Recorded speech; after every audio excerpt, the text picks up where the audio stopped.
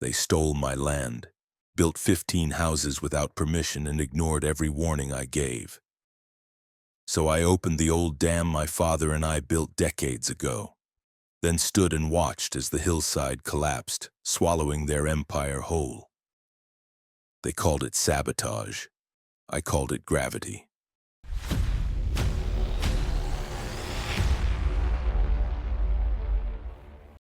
I never wanted to be that guy, the one who ends up on the local news with a drone shot over his property and the words "land dispute" scrolling across the bottom of the screen. But I suppose you don't get to choose what kind of mess knocks on your door, or in my case, rolls heavy construction equipment over your damn tree line. Name's Ethan Coles, 52, retired Army Corps engineer, hydrology division.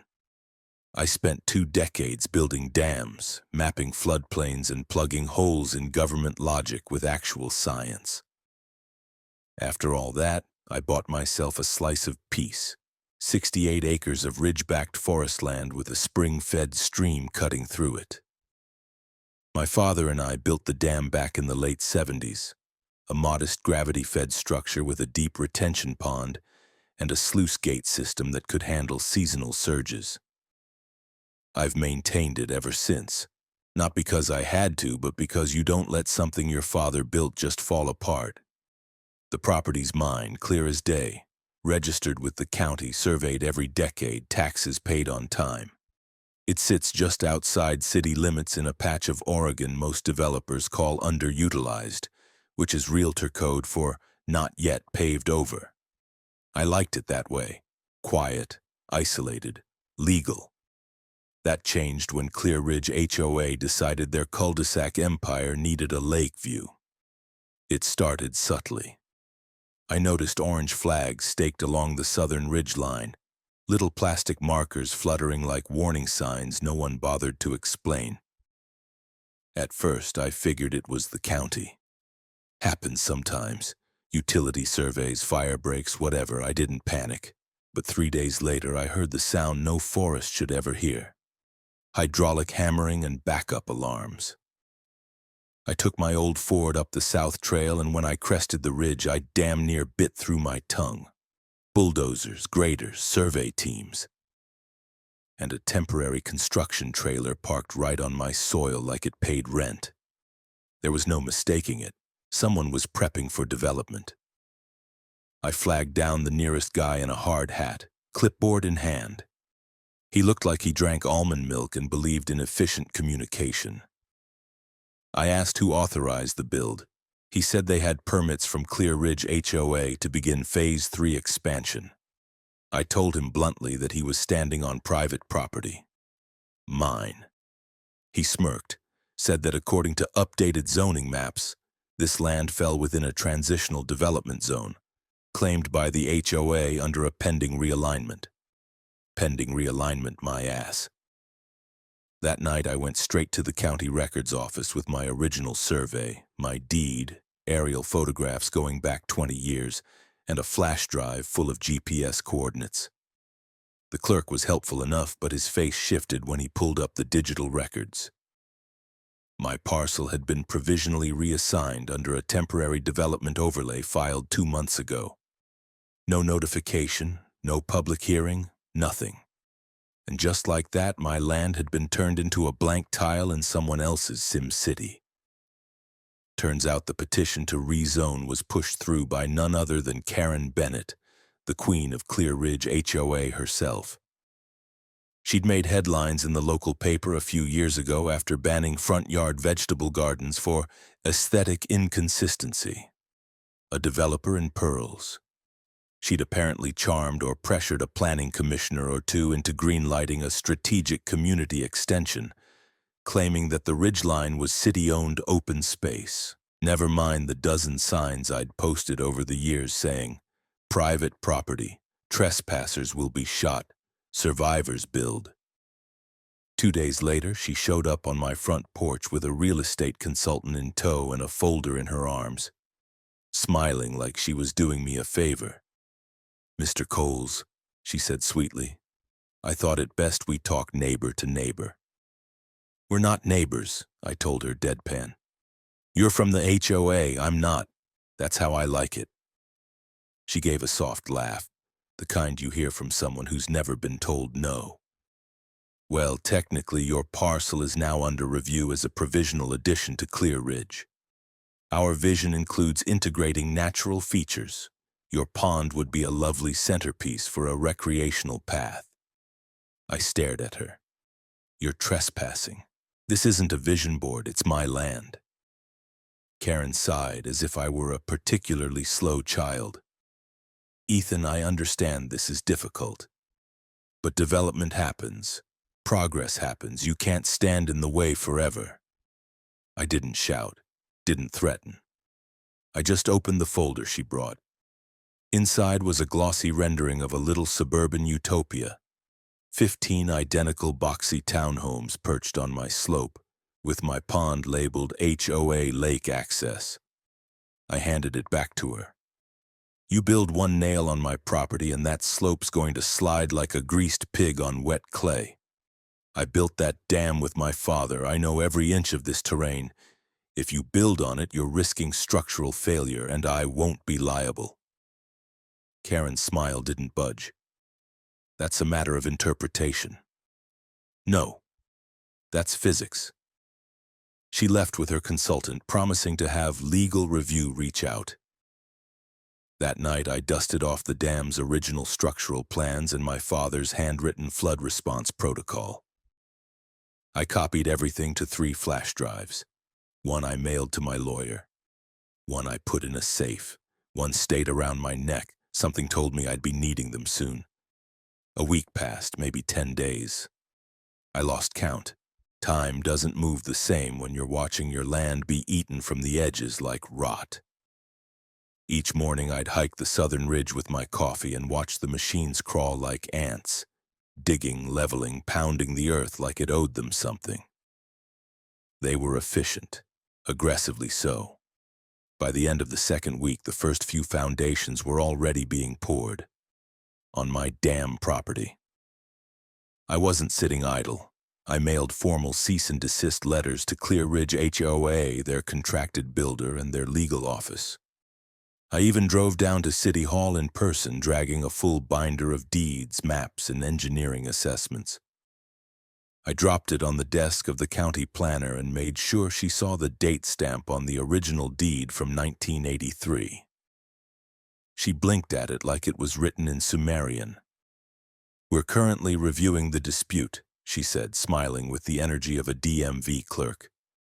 There's a temporary zoning overlay in place pending final approval. You'll have your chance to contest it during the hearing in, let's see, 8 months. 8 months. In 8 months, they'd have model homes with welcome mats and HOA fees. I told her flatly that if someone got hurt because of their arrogance, it wouldn't be on me. She nodded like I'd commented on the weather and moved on to her next email. Back home, I found a fresh set of tire tracks leading right past the pond. Some subcontractor had decided it was a nice shortcut to avoid backing down the hill. The ground around the dam was chewed up with tread marks, and one of the runoff trenches I'd maintained for years was now packed with displaced dirt. One good storm, and the entire drainage pattern could destabilize. I called their project manager, a smug bastard named Randy who always sounded like he was half chewing a toothpick even on the phone. I told him in clear terms, your people are trespassing. This land isn't yours and you've got runoff now dumping into an unreinforced slope. You're compromising the drainage infrastructure of a 40-year-old dam. You're creating a geological time bomb. His response? We've got survey data that says otherwise. Maybe you should let the courts sort it out. That night, I walked the entire perimeter of the construction zone and drove stakes every 50 feet, each with laminated signs. Private property. Build at your own risk. Slope unstable. Owner not liable. The next morning, the signs were gone, replaced with a future site of Willow Trail Townhomes banner proudly planted into my soil like a goddamn flag of conquest. Then came Karen. Again. She rolled up in a white Escalade, leaned against the door like she was posing for a brochure, and waved. I didn't wave back. She sauntered toward me wearing a blazer that screamed boardroom barbarian. "Ethan, I was just in the neighborhood," she said. "Thought we could touch base." "On what? Your continued trespass?" She held up a folder. "I brought you a copy of the temporary land use determination. It might clear up some confusion." I didn't take it. She opened it anyway, pointing to a map with hastily redrawn parcel boundaries that would have made a fifth-grade cartographer weep. My land was marked as pending integration, as if private property could be claimed like some HOA manifest destiny. "You're not listening," I told her. "This slope isn't stable. You're not just breaking the law. You're building on top of a landslide waiting to happen. And when it happens, it won't ask whose name's on the brochure." Karen closed the folder, all smiles. "Our engineers reviewed it. We've mitigated risk." "You filled in drainage trenches. That's not mitigation, it's sabotage." Her smile slipped for just a moment. "Ethan, if you continue to interfere with development, the HOA may be forced to seek damages." I laughed in her face. "Good luck with that, sweetheart, because when this all goes sideways, I'll have everything documented, every warning, every ignored letter, every missing sign. And I won't lift a finger to save your prefab cardboard castles." That week I posted a video online.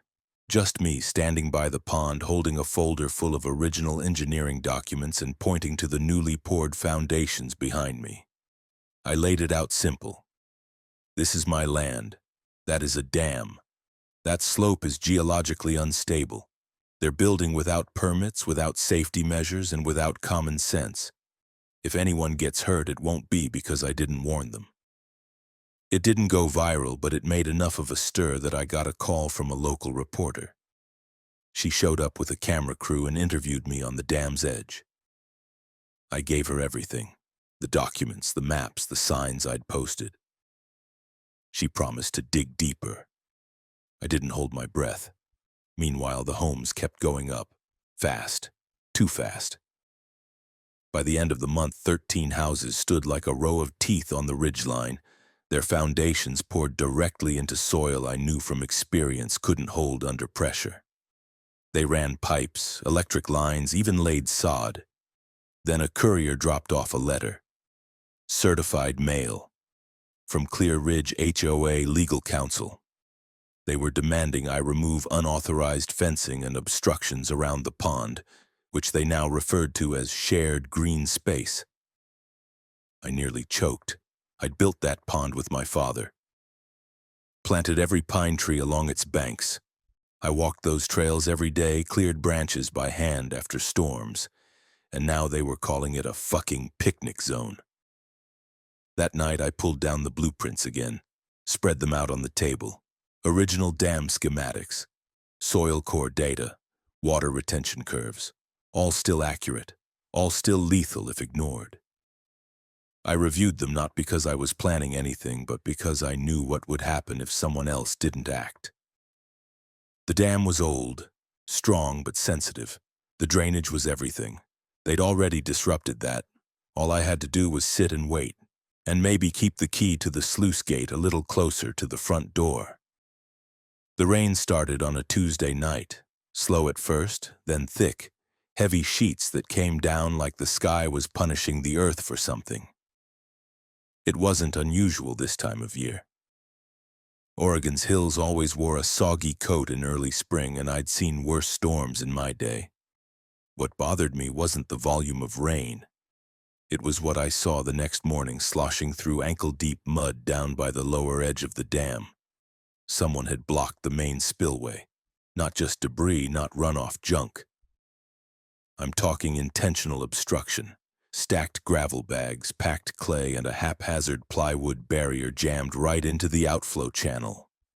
It was slapdash work, but it had one clear effect. It choked the discharge, keeping water levels higher than they had any right to be. It looked temporary, but even a temporary plug in the wrong place is a loaded gun. I checked the markings on the bags, branded with the same construction firm working for Clear Ridge HOA. Randy, that smug son of a bitch. I made some calls, left voicemails, sent photos to the county inspector's office. No response. I even called the emergency line for the Office of Dam Safety. They took my report, said they'd log it for review. No urgency, no follow-up, just protocol and paper trails. I trudged up to the overlook point just above the homes. 13 of them stood proudly now, finished and staged for buyers. Flags flapped in the wind. Signs advertised lakeside living like this was some resort getaway. One house already had a family moving boxes inside. I watched a kid bounce a basketball down the new concrete driveway. He couldn't have been older than 10. Had no idea he was dribbling over a death trap. Back home, I opened the weather forecast. 3 more days of rain. Flash flood warnings for the valley below. My pond wasn't just full, it was swelling. The shoreline licked at the trail path. The overflow ditch on the eastern berm had already collapsed. A soft trench eroded into nothing.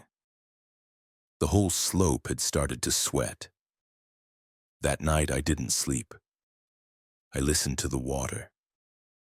The next morning I went to the dam house, the little cinder block structure built into the embankment where we kept the controls. I hadn't touched the sluice gate in years. No need. The system regulated itself through the overflow and secondary spillway. But now the normal systems were plugged up by corporate negligence and Karen's fantasy of a shared natural oasis. Inside, the air was damp, metallic. I pulled on gloves, checked the valve pressure. It was rising, slowly, steadily, like a breath being held too long. I hesitated, not because I didn't know what would happen, but because I knew exactly what would. I opened the emergency channel halfway. Water gurgled, then roared like something alive. It surged through the channel down the old steel culvert we'd buried 40 years ago, rushing into the ravine that curved around the base of the slope. It was working, releasing pressure, buying time. But the slope was already saturated, the clay layers slick and fragmented. I climbed back up the hill just in time to hear the first crack. It wasn't loud, more like a tree snapping in slow motion. Then came the groan, deep, earthy, terrible. The ground below the lower row of houses buckled. Not a landslide exactly, more of a slump, like a mattress collapsing under too much weight. The hillside slid in one long, wet sigh. Soil, roots, concrete, foundations split, porches snapped off like crackerboard. One house listed sideways like a sinking ship.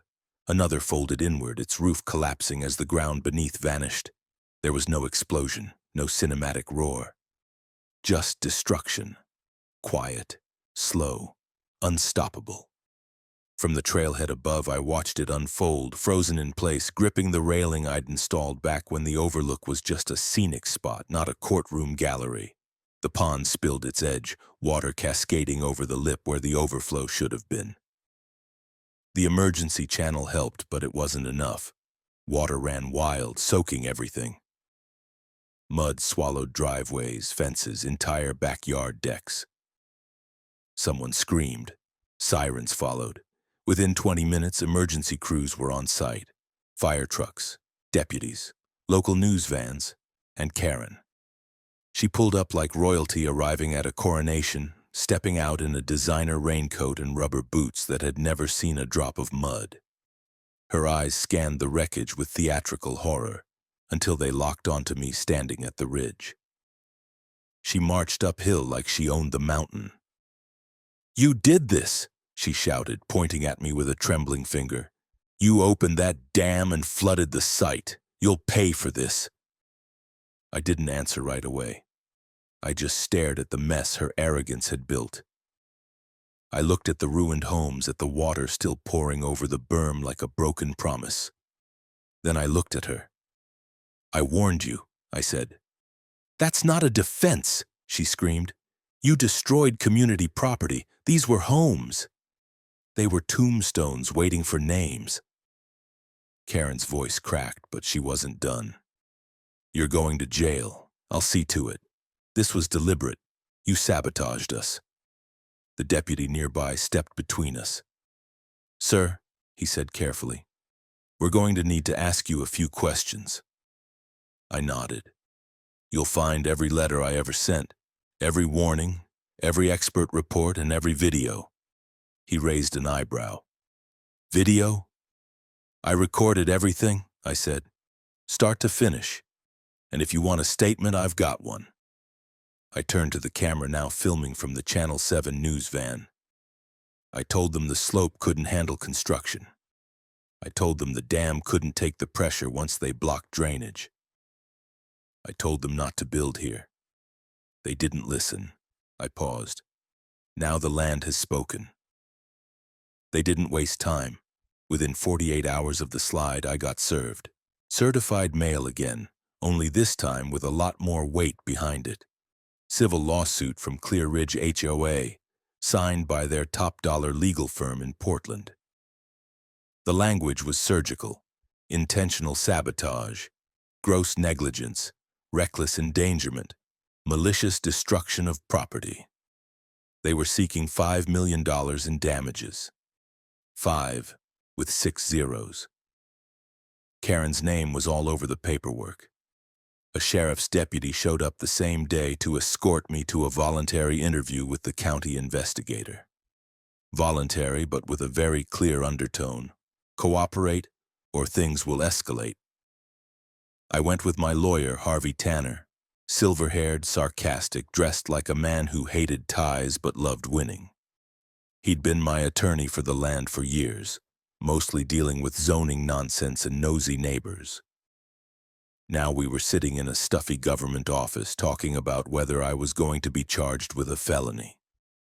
The investigator, to his credit, wasn't a jerk. His name was Mulligan. Looked more like a tired middle school principal than a cop. He offered coffee, which I refused. Harvey didn't. "Let's get this straight," I said before Mulligan even started his speech. "You're asking if I intentionally caused an environmental disaster on my own land, one that I spent decades maintaining in order to spite a group of trespassers who were illegally building homes on top of an unstable slope?" Mulligan gave a slow blink. "We're asking if the actions you took, specifically opening the emergency gate, were done with intent to cause damage to property that, as of this moment, is part of a civil dispute." I leaned forward. "I opened the gate to relieve pressure. You know what happens when you don't? You get an uncontrolled breach. I saved lives, not that anyone seems to give a damn." Harvey slid a flash drive across the table.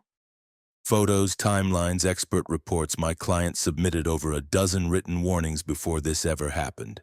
Every one of them was ignored. To Mulligan's credit, he didn't argue. He just said, "We'll review everything. But until then, the district attorney is considering criminal charges, so don't leave the state." The press was having a field day. Local outlets, bloggers, even a couple national reporters who couldn't resist the headline: "Retired dam engineer destroys HOA development with water." They made it sound like I was some kind of eco-terrorist with a vendetta. I even got a call from a podcast asking for an interview titled "The Man Who Weaponized a Pond." Meanwhile, Karen was doing her best impression of a grieving war widow. She gave interviews in front of the wreckage, wiping away fake tears, holding press conferences about displaced families and acts of violence against our peaceful community. Never mind that most of those homes hadn't even been occupied yet. Never mind that she'd knowingly built them on my property. The real blow came when I learned that the county still hadn't updated the parcel maps to reflect the correct ownership. Karen's people were using that delay as legal justification, claiming the homes were built in good faith on land they believed they owned. It was a bureaucratic nightmare, and she was wading through it like a snake in a shallow pool. But here's the thing about snakes. They're not as clever as they think. While Karen was busy soaking up media sympathy and posturing for the cameras, Harvey was working behind the scenes like a shark on espresso. He brought in an independent civil engineer, retired same as me, who used to consult for FEMA. The guy walked the slope, studied the soil, and came back with a report that could have doubled as a death certificate. The entire hillside was compromised the moment they blocked the secondary runoff, he said. There was no foundational reinforcement, no erosion control netting, no retaining walls. They didn't just ignore best practices, they created a hazard zone. We submitted that report to the court, along with my letters, emails, video footage, time-stamped drone footage, and expert witness statements. Harvey called it the paper trail of divine retribution. Then we got our break. One of the former contractors from the construction firm, young guy named Luis, came forward anonymously at first.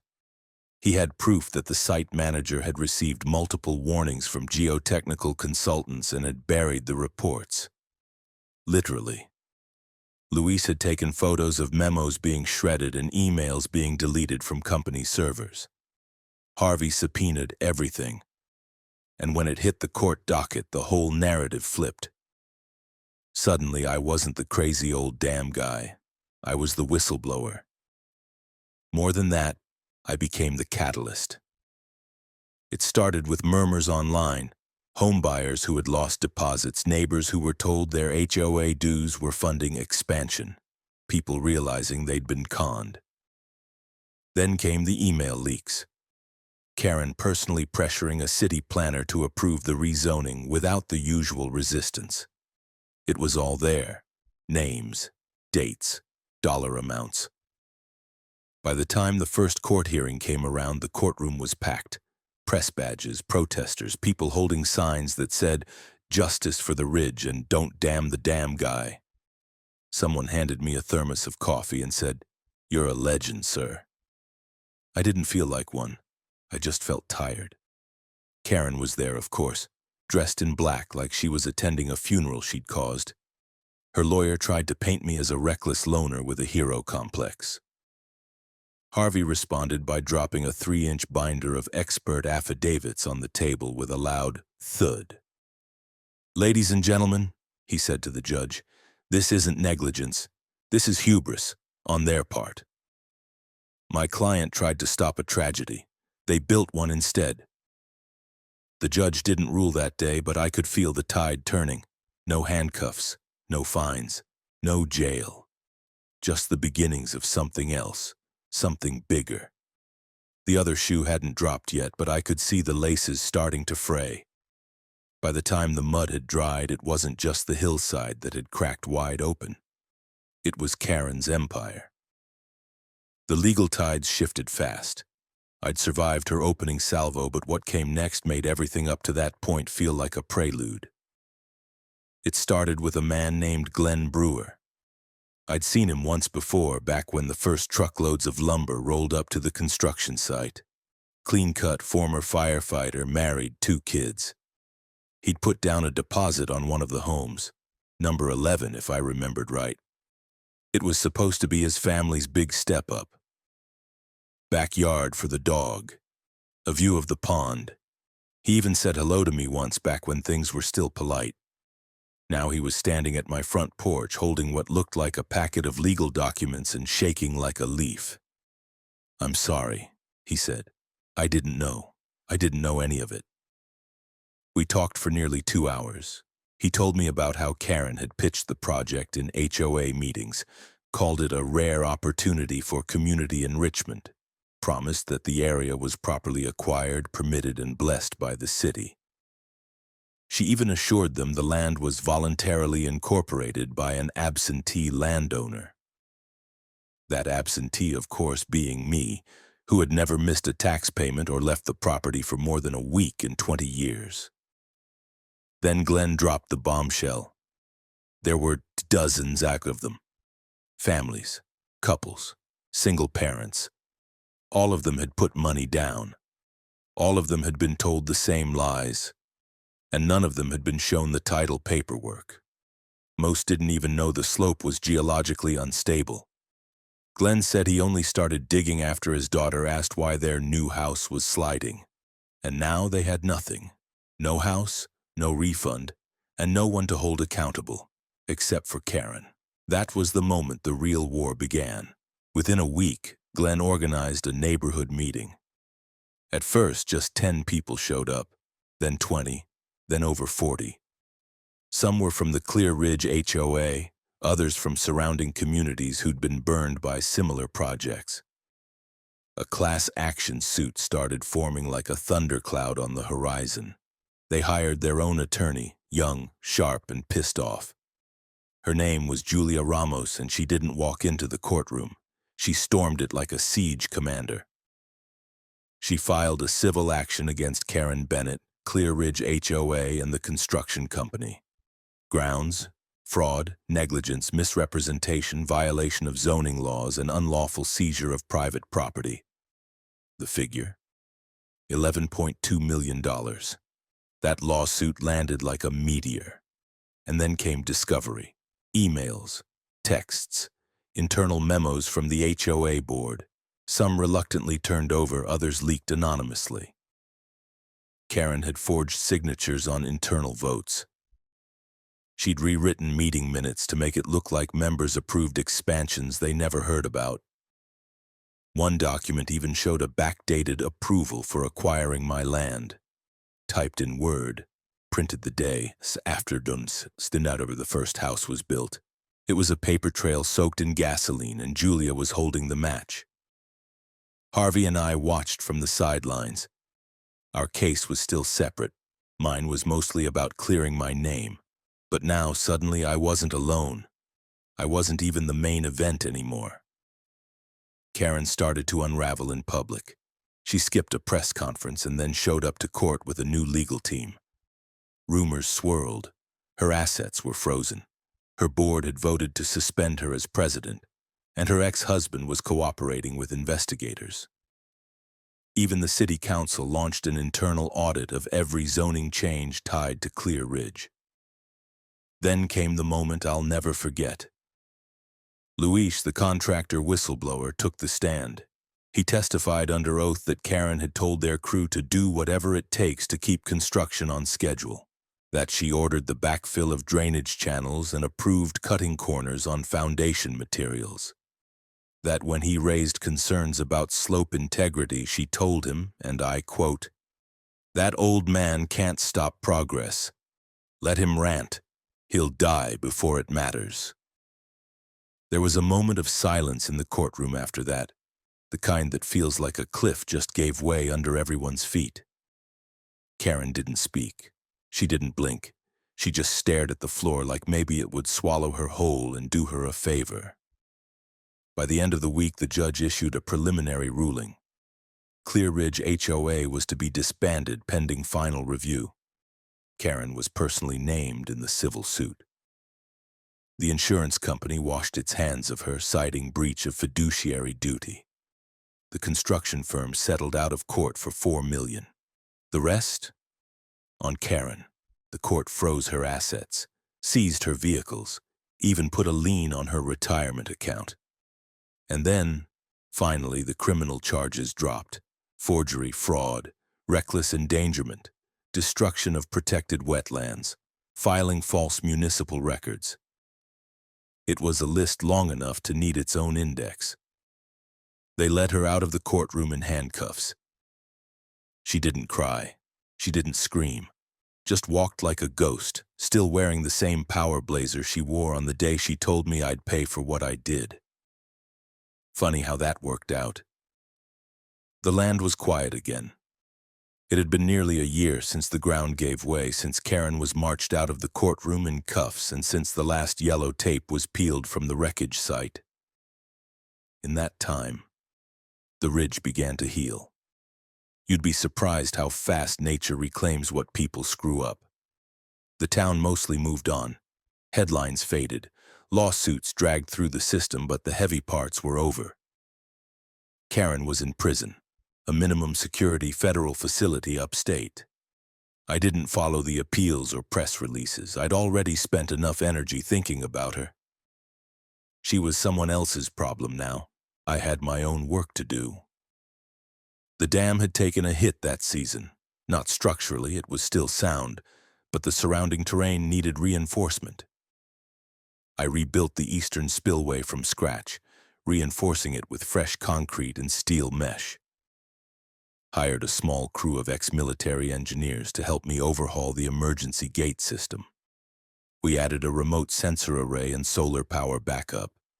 It was overkill, sure, but I wasn't going to take any chances again. Not with weather patterns getting weirder every year and bureaucrats getting dumber. The real surprise came in the form of volunteers. It started small. Glenn Brewer and his family would drop by on weekends to help clear debris and replant native shrubs. His wife baked these molasses cookies that I pretended I didn't like and then ate 6 at a time. Then came Luis, the whistleblower contractor. He brought 2 other guys from the old construction team, both of whom quit the industry altogether after the trial. Said they couldn't stomach the work anymore. Pretty soon we had ourselves a little informal task force, fixing trails, planting trees, restabilizing the lower slope. One of the volunteers was a high school science teacher who offered to bring his students for field projects. I told him they'd have to sign waivers. He laughed, said they'd love it. And damn it, they did. They showed up with notebooks and muddy boots asking questions about soil layers and watershed systems like it wasn't the most boring thing on earth. I hadn't seen that kind of curiosity in a long time. They called it the 12 Homes Project. Not because they wanted to remember what was lost, but because they wanted to learn from it. By midsummer, the county recognized the ridge as a protected zone, declared it an educational conservation site with restricted zoning status. They even renamed the parcel in official records. Coles Basin. That one nearly choked me. I didn't ask for it, but seeing the name printed on the top of a city map, knowing the land would be safe from ever becoming someone's brochure fantasy again, it meant something. I was invited to speak at the state legislature too. That felt strange. Me, sitting in a blazer with a microphone clipped to my shirt, talking about runoff mitigation and zoning abuse. But they listened. Really listened. One of the representatives introduced a bill a month later, the Coles Floodplain Protection Act. It required third-party environmental review for any residential development near legacy hydrological structures. I didn't think laws could be passed because of men like me. Turns out all it takes is the right kind of mess. Life returned to normal, more or less. I rebuilt the dock at the pond, restained the trail benches. The woods were greener that year, or maybe I just noticed it more. Every morning I'd wake up to fog curling off the water like breath, and I'd walk the perimeter with my old thermos, checking the sensors, the drainage, the flow rate. Somewhere along the way, I stopped waiting for something to go wrong. The people who'd once tried to push me out were gone. The houses that had invaded the ridgeline were gone too. All that remained were the trees, the stones, and the sound of water moving exactly where it was supposed to go. One morning I found a laminated letter pinned to the old trailhead board. It was from Julia Ramos, the attorney who led the class action suit. She'd written, "Thank you for standing when others bent. Because of you, people learned that land has memory and justice has roots." I stood there for a while reading it, then folded it once, stuck it in my back pocket, and got back to work. The kids came up the trail just after noon, their backpacks bouncing, sneakers muddy, voices loud enough to scare off every bird within a half-mile radius. I'd heard them coming a full 5 minutes before they reached the overlook, which gave me just enough time to stash my coffee and put on the grumpy but willing face I reserved for school groups. "Mr. Coles," the teacher called, breathless from the climb. "We made it." "Yeah," I said, nodding at the group of fourth graders. "I noticed." They gathered around the edge of the ridge where the trees thinned out just enough to reveal the curve of the pond, the dam beyond it, and the ridge that had once cradled a dozen doomed houses. From up here it all looked peaceful, serene, like nothing had ever happened. But the land remembered. "All right," I said, clapping my hands once. "Let's talk about water. Who here knows what a watershed is?" Half the kids raised their hands. One shouted, "Where the rain goes." "Not bad," I said. "It's the path water takes from the sky to the sea.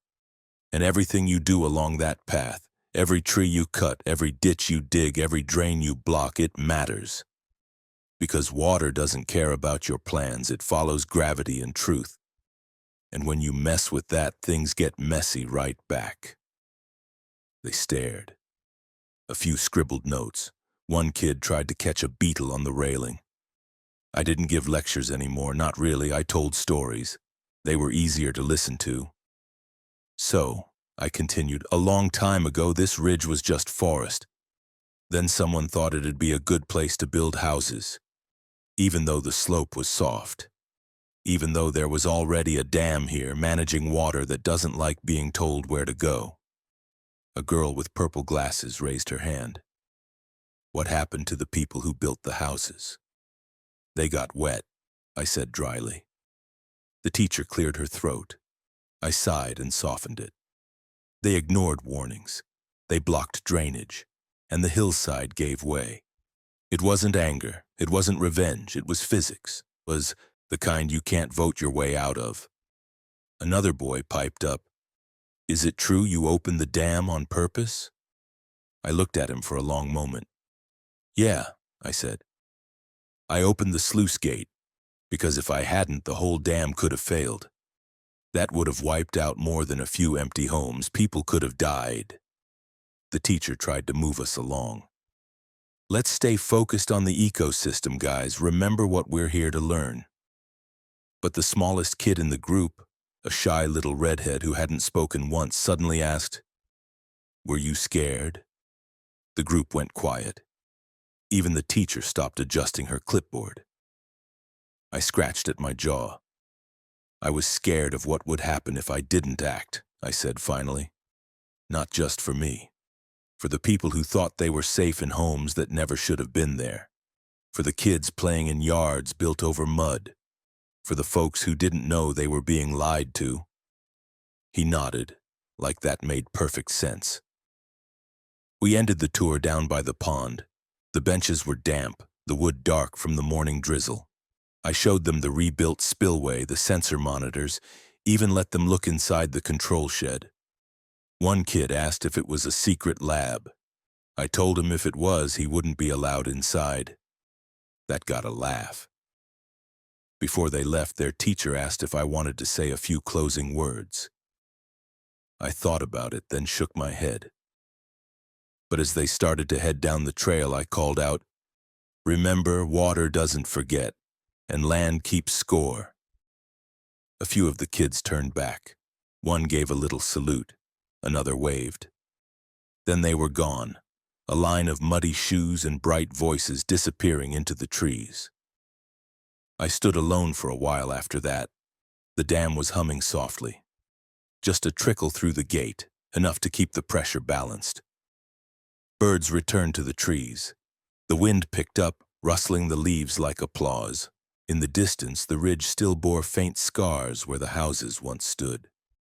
Just impressions in the earth now. Faded outlines half swallowed by wild grass and time. No monuments, no plaques. Just silence. And I liked it that way. Because sometimes justice doesn't need to shout, it just needs to flow.